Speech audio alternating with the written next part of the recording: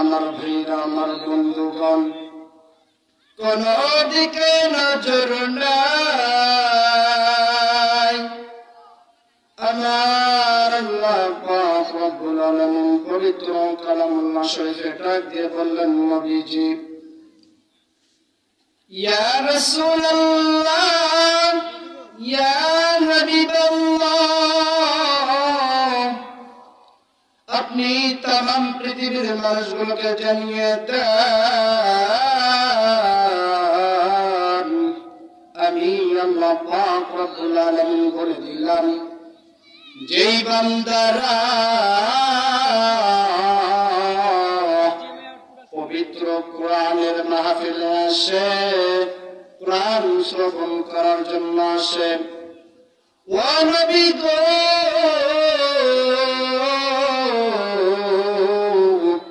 সেই বান্দারা যেন দুইটা জিনিস ফলো রাখে। আমার আল্লাহ পাক রব্বুল আলামিন পবিত্র কালামুল্লাহ শরীফে বলে দিলেন, আল্লাহ বলেন, وَإِذَا قُرِئَ الْقُرْآنُ فَاسْتَمِعُوا لَهُ وَأَنصِتُوا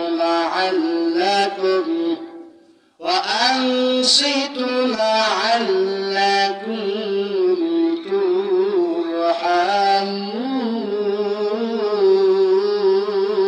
تُرْحَمُونَ. الله أكبر.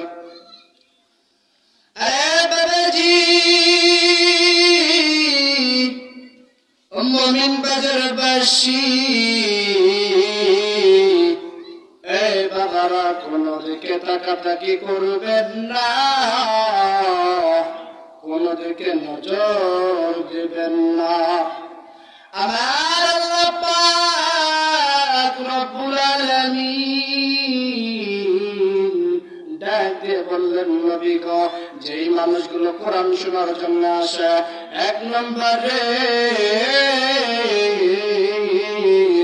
ওই বান্দারা যেন কোরআনের ময়দানে চুপ করে বসে। ও নবীজি,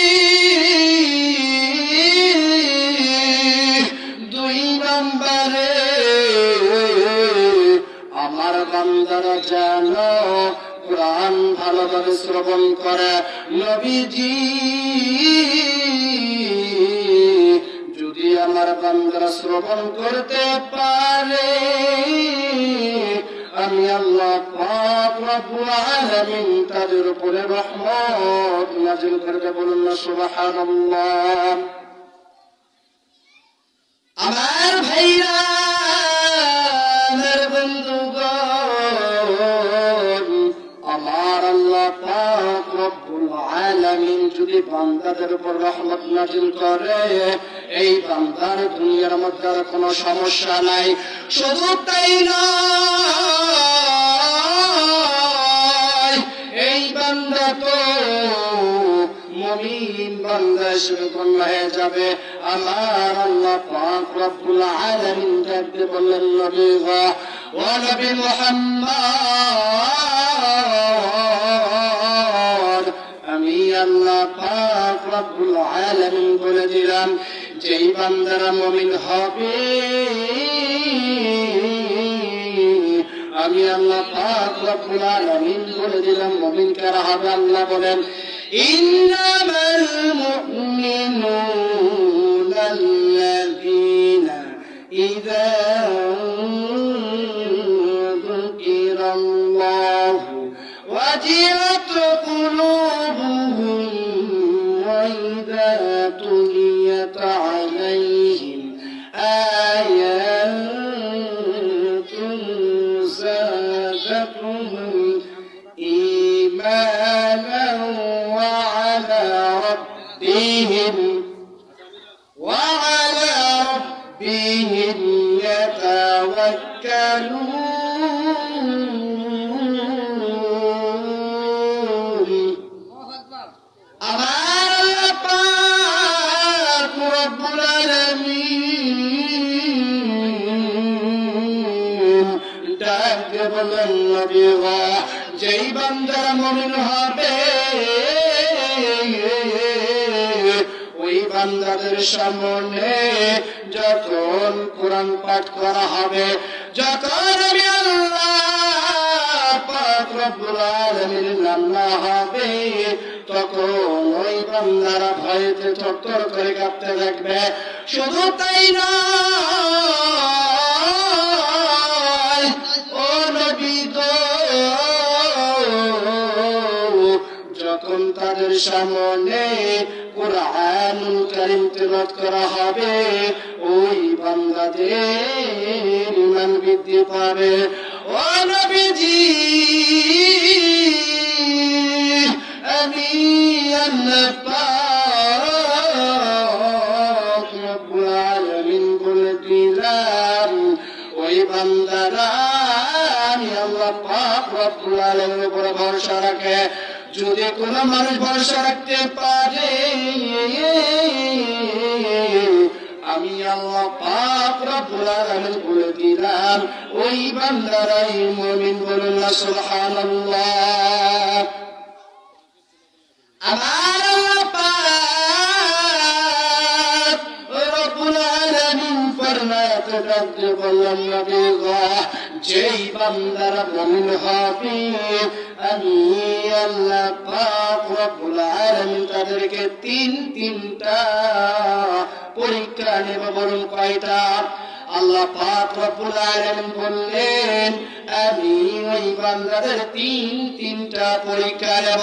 আমার আল্লাহ বলেন, ওয়ালানাবলুওয়ান্নাকুম বিশাইইন মিনাল খাউফি ওয়াল জু'i ওয়া নাকসিন মিনাল আমওয়ালি ওয়াল আনফুসি ওয়াত الثمرات وبشر الصابرين.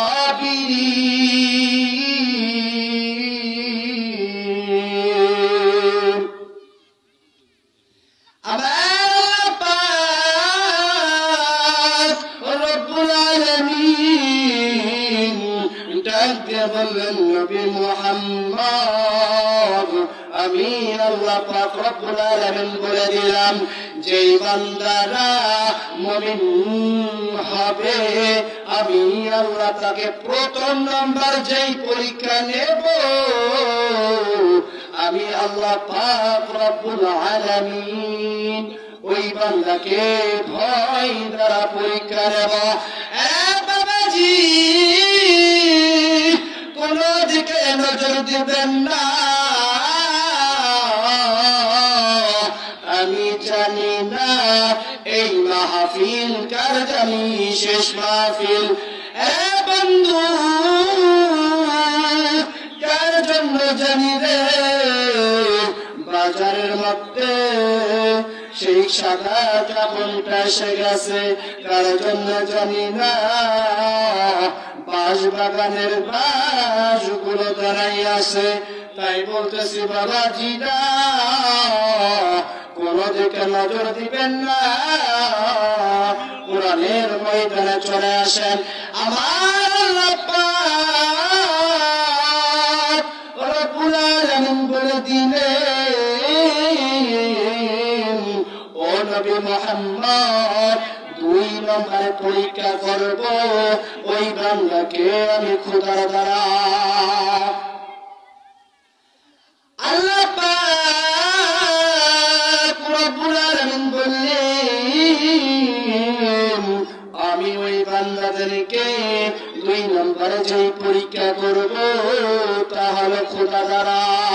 আল্লাহ পাক রব্বুল আলামিন বললেন, নবী গো, আপনি জানাইয়া দেন, আমি আল্লাহ বলে দিলাম 3 নম্বরে আমি ওই বান্দাদের সম্পদের দ্বারা পরীক্ষা নেব।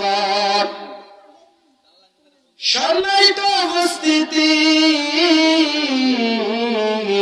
আপনাদের যদি একটা ওয়াকিয়া বলা যায়, তবে আপনারা বুঝতে পারবেন। বনী ইসরাঈলের 3 জন যুবক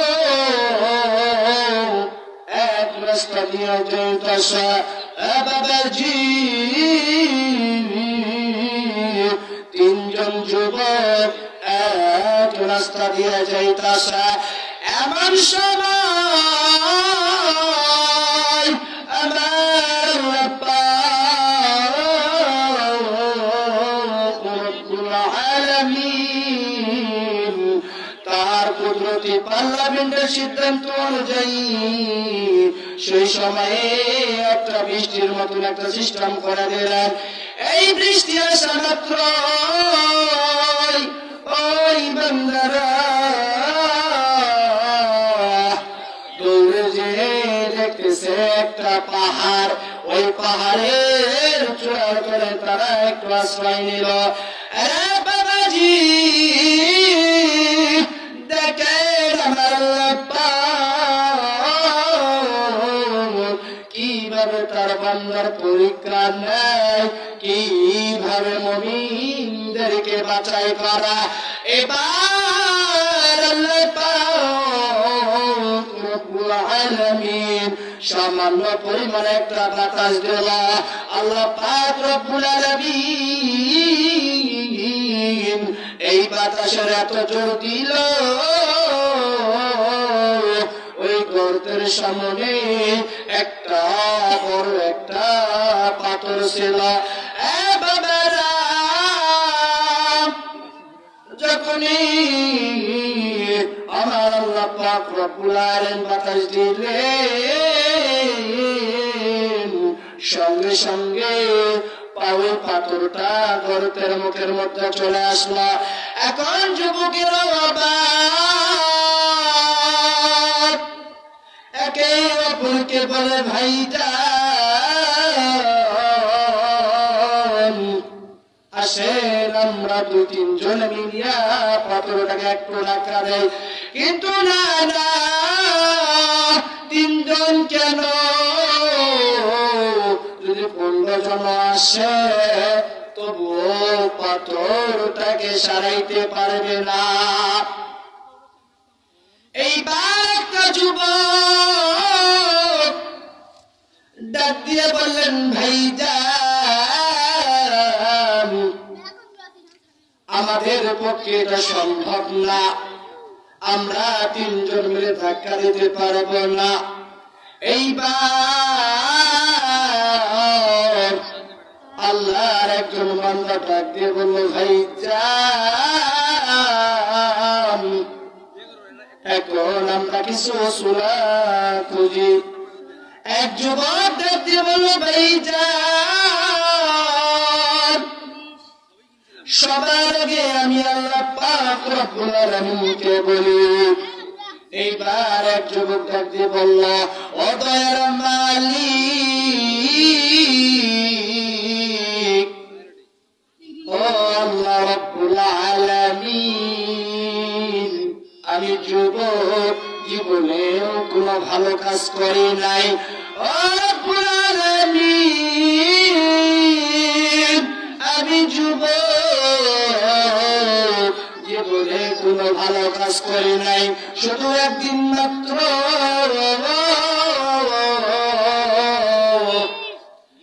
আমি আমার মা বাবার জন্য প্রতিদিন বাজার থেকে দুধ নিয়ে আসি কিন্তু নবীজি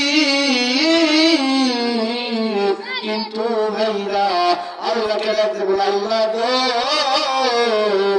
কিন্তু আমি একদিনের ঘটনা আমি বাজারে গেলাম যাওয়ার পরে সেদিন আমার একটু দুধ একটু লেট হয়ে গেল এইবার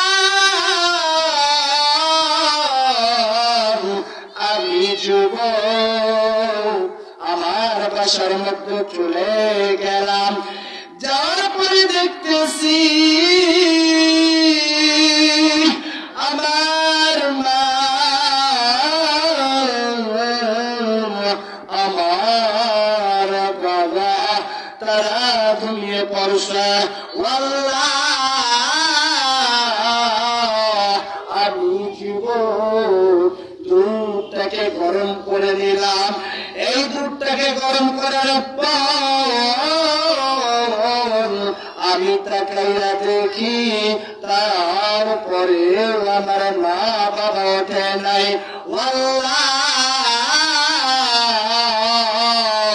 সেদিন আমার ছেলে মেয়েকে আমি দুধ পান করাই নাই, সেদিন আমি নিজেও দুধ পান করি নাই। আল্লাহ গো, সেদিন আমার স্ত্রীকেও দেই নাই। আমি আমার মার দরজার সামনে দাঁড়ানো অবস্থায় আছি, দেখতেছি আমার মা বাবা ওঠে না। আমি ভাবলাম এখন যদি আমার মা বাবাকে আমি ডাকতে, আমার মা বাবা কষ্ট পাবে, তার ঘুমটা ভেঙে যাবে। না বললাম না, সেদিন